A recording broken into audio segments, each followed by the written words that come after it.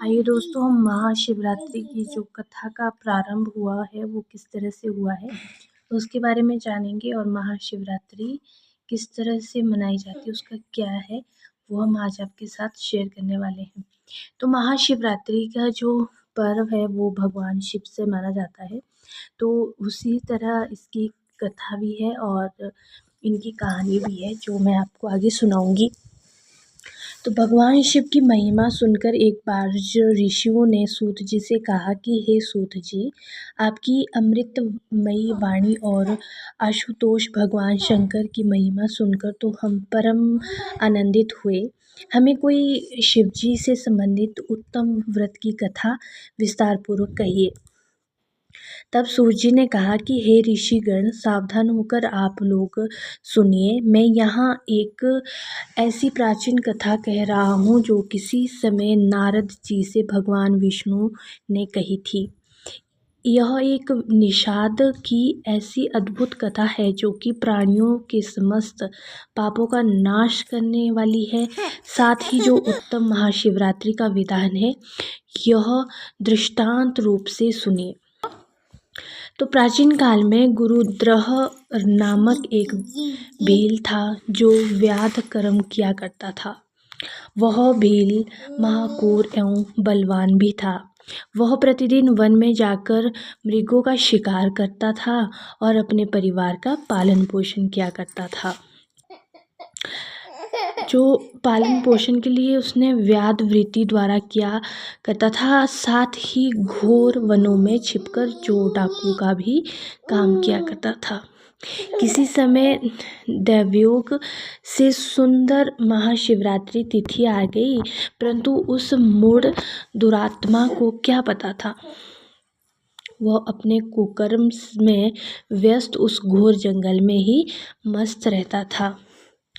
तभी उस शिवरात्रि वाले दिन उसकी माता पिता एवं स्त्री ने भूख से तड़पते हुए उनसे कहा कि अरे वंचर, हमें भोजन दो।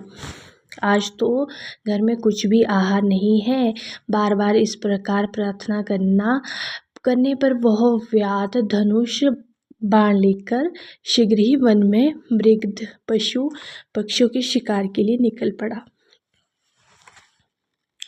चारों ओर वन में घूमने पर भी उसे दुर्भाग्यवश कोई शिकार हाथ न लगा।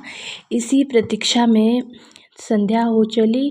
जब सूर्यास्त होने लगा तब वह बड़ा दुखी हुआ एवं चिंतित हो गया कि वह मन में सोचने लगा, हाय, आज मुझे कुछ भी शिकार न मिला।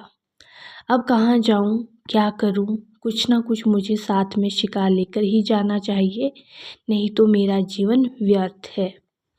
ऐसा सोच विचार कर वह व्याध एक जलाशय के तट पर गया। वहीं बैठ गया और वह अपने मन में सोचने लगा, ओहो, जल पीने के लिए यहाँ ना कोई जीव जंतु आएगा ही।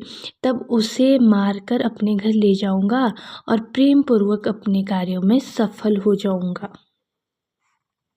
ऐसा विचार कर वह भील किसी एक बिलव वृक्ष पर जाल लेकर बैठा और प्रतीक्षा करने लगा। देखते कब कोई जीव जंतु जल पीने के लिए आता है और कब मैं उसे मारकर कृतार्थ होता हूँ। इस विचार से वह भूख प्यास से पीड़ित होता हुआ भी वही एक डाल पर छिपकर बैठ गया। उसी रात के प्रथम पहर में एक मृगी आ पहुंची। वह अत्यंत तृष्ट एवं चिकित्सित सी थी, क्योंकि वह छलांगे भरती हुई अकेली ही आ रही थी।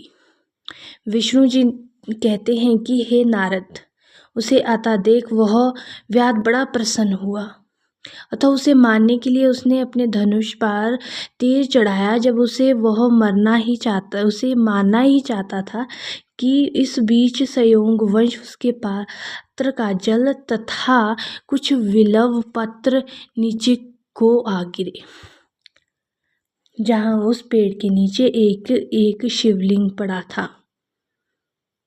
इस प्रकार अनजाने में ही शिवरात्रि के प्रथम याम की पूजा देववश स्वयं हो गई, अर्थात उस पाप्त की व्यग्रता द्वारा भी शिवलिंग चरण जल एवं विलव दल के साथ हो गया। उस पूजा के प्रताप से उस पापी के सभी पाप उसी समय नष्ट हो गए।